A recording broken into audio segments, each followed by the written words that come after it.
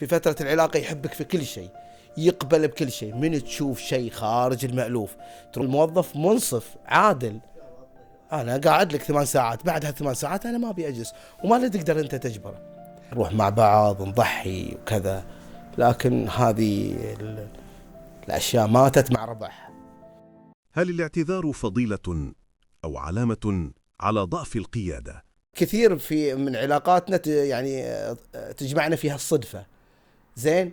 فأنا يعني زبدة الكلام أحب أني أنا أحافظ على علاقاتي وتكون علاقاتي سليمة.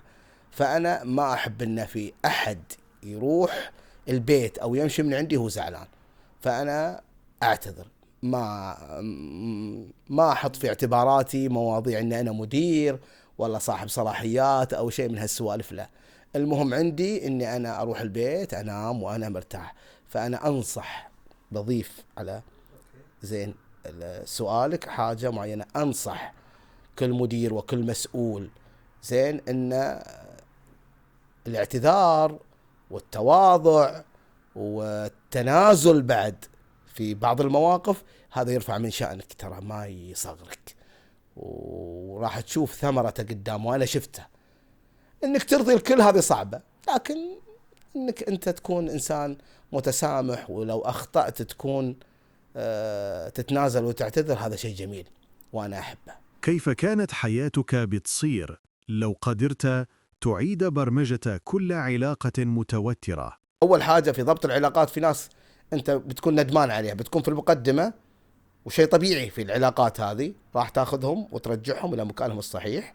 وفي ناس شيء طبيعي في العلاقات بعد، بتكون علاقتك وياهم متأخرة، راح تقدمهم، تاخذه وتقدمه قدام، بعيد الترتيب. فحين أنا حاجتين جاوبت لك عليه، في ناس راح متأخرة راح أقدمهم، في ناس قدام راح أأخرهم، زين. لأنك في ناس أنت فعل يعني شيء طبيعي، أنت في ناس عطيتهم حجم، عطيتهم منصب، عطيتهم صلاحيات، عطيتهم أي شيء مكانه، وفجأة لقيتهم ما هو بكفو. بس أنت وياهم مستمر في العلاقة، ما تبي تكبر المشاكل، فأنت الحين شو تسوي؟ زين، قاعد تسايرهم، أو أنت مجبور عليهم، معاك في القسم، معاك في الشركة، معاك في الإدارة، فأنت الحين بعيد هذا الترتيب. في بعض أنت في علاقات أنت مجبور عليها أبو محمد، يعني صار مثلا وصار معاك مثلا في القسم، ايش بتسوي له هذا؟ لا تقدر تفصله، ما تقدر تسوي له أي شيء إلا إذا الظروف ساعدتك وهو يعني راح، أو أنت ما تقدر تسوي له. فهذه من الأشياء، لو أعرف أضبط الزر هذا جاني، راح أخر ناس وأقدم ناس. هل في سلوك نعتقد أنه لطافة لكنه في الحقيقة يضعف العلاقة ويخليها غير متوازنة؟ الطيبة، يعني أنت تكون طيب ونيتك سليمة. كثير وأنا صارت لي هذه استغلال الطيبة، يجي يحاول إنه يمرر مصالحه بحكم إنك أنت طيب وأنت زين وأنت كذا. وهذه مو بس في بيئة العمل، هذه في حياتنا يستغلون هذه الطيبة زين فيك.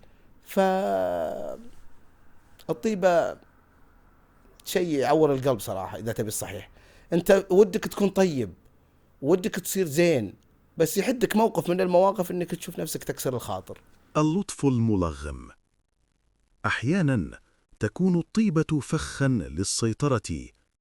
هذا الإنسان الوصولي اللي يحاول وخصوصا في بداية العلاقات، يحاول يكون زين ويحاول يسوي نفسه أنه هو كويس وأنت تنخدع فيه. مجرد ما أنه ياخذ مصالحه تظهر هذه الشخصية السامة. خلاص، شوف بقول لك على حاجة، الإنسان المتصنع ما يقدر طول الوقت يمثل. في النهاية المسرحية راح تنتهي، ما يقدر، الفيلم راح ينتهي، المخرج راح يقول بس، لأنه هو أخذ مصالحه كلها. فأنا الشخصية هذه السامة التي تدعي الطيبة، الفيلم حقه يوم من الأيام راح يخلص وراح يكون وراح ينفضح. بس الله يساعدك أنت يا الطيب يا الزين على هالسوالف هذه.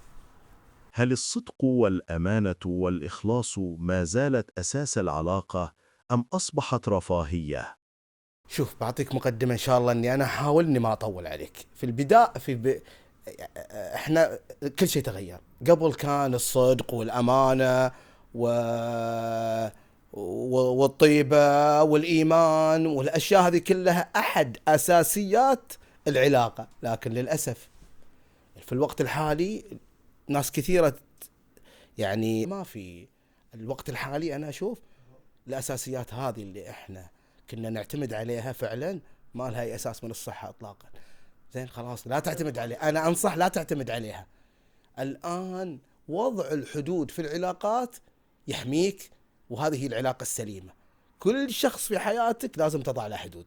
ما في علاقة يعني أنا والله العظيم يعني أنا أتكلم لك من واقع تجربة، لي علاقات 15 سنة 20 سنة 10 سنوات.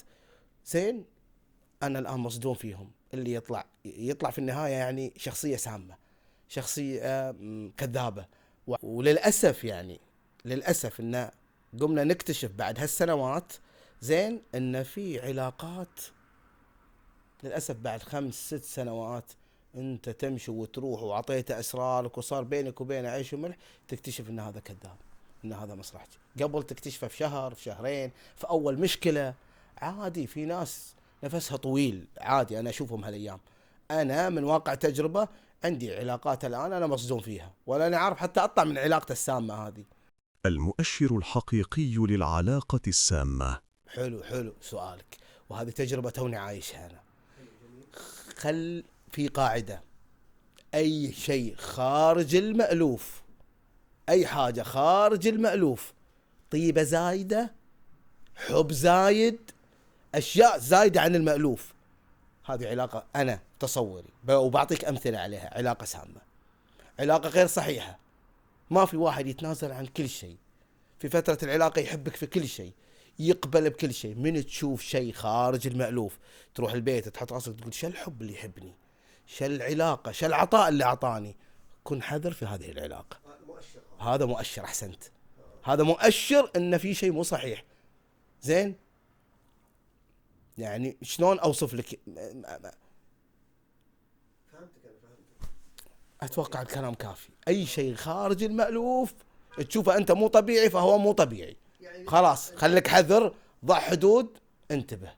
الآن النصابين والمحتالين مو بس في فلوس وسوالف وسرقة، الآن في سرقة مشاعر، في سرقة وقت، في ما أدري شلون أقدر أوصفها لك. إن شاء الله وصفي صحيح حبيبي، انفعلت أنا الظاهر صح؟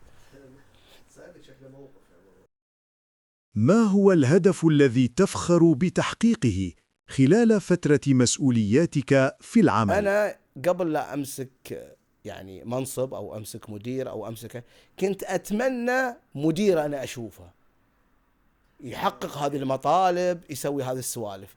فالمدير اللي كنت أنا أتمناه حققته في نفسي. فهمت علي؟ زين أنا كنت أتمنى شخصية، الحمد لله ولله الحمد أنا راضي عن نفسي، حققت هذا الشيء. الحلم اللي أنا كنت أبغاه أشوف، كنت ألتقي بهذا المدير، حققته في نفسي.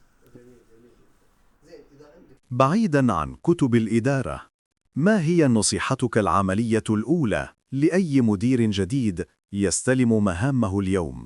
أي مدير جديد خليك جزء من فريقك، لأن أنت كل مدير يفكر بصلاحياته أنه هو القوي، أنه هو اللي يقدر على التيم. لا للأسف أنا شفت تجارب قدامي أن أنت بدون تيمك ولا شيء. بعطيك مثال بسيط وسريع علشان لا أطول عليك السالفة. مرت علي مواقف يجيك مدير قوي شخصية ما يثني الكلمة، يجي له موظف بسيط قاعد في الزاوية يتوهق نهاية الدوام.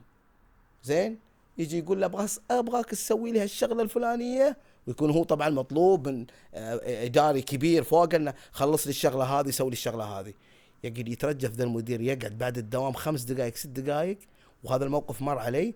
زين والموظف ذا الصغير يقول ما أقدر والله، أنا ما يتسجل لي أوفر تايم، ما أقدر أجلس لك.